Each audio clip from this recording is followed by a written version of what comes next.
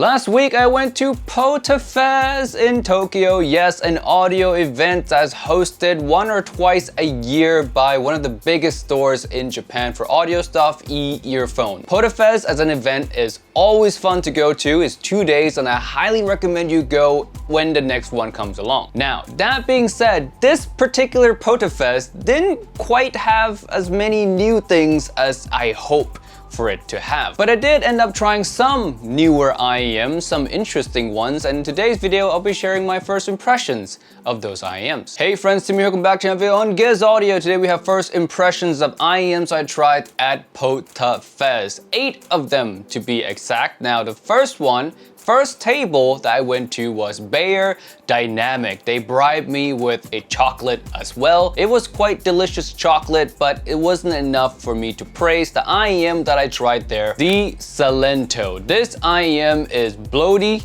is muddy, the timbre is a little bit strange as well. Just all in all, for a company that makes decent pair of headphones, their IEM department absolutely need some work. And I see that's kind of a trend as well with headphone companies releasing IEMs. The IEMs are just not as good. Side tangent, but the only headphone main brand that has also great IEMs is arguably Sennheiser. But even them, they only have like 2 good pairs, or at least in my book, 2-3 good pairs. Back on track now, the next table I went to was DA Audio to try the new Monarch Mark III and Prestige LTD. Now there's good news and there's bad news. The good news is both Monarch Mark III and Prestige LTD sounded good. The bad news is I was kicked out of that table within like 1.5 songs, so I didn't really get a deep impression in. Apparently there was a lot of people wanting to try, they were grabbing tickets, so everyone has a little time slot and everyone only had a small amount of time at the table.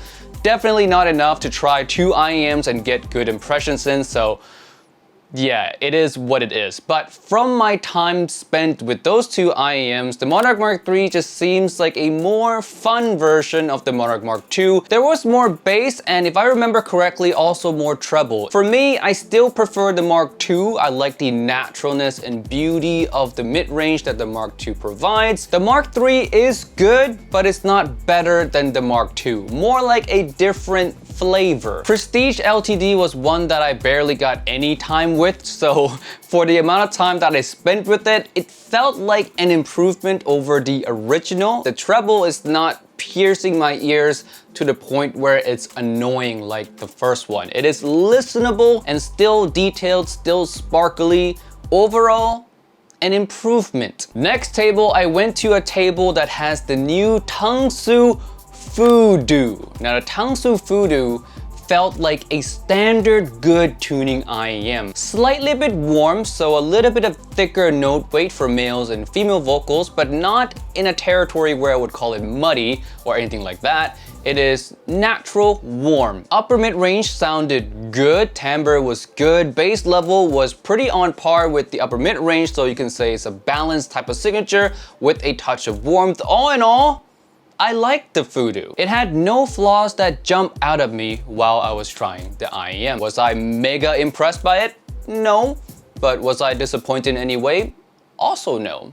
It's a standard good IEM. Next to the Voodoo is the GK200 by Geekworld. Now this one I didn't quite like as much. The lower mid-range was clean, it's a sub-bass focused set, but the upper ranges, the upper mid-range felt very thin. Vocals came across very thin, also uneven, and in the treble it felt like it didn't have enough, so vocal energy kind of drops off, the sparkle's not quite there. Overall, just a bit of a wonky signature, not a fan. Next is the Canary Pro. I'm gonna read from my notes right here. So overall.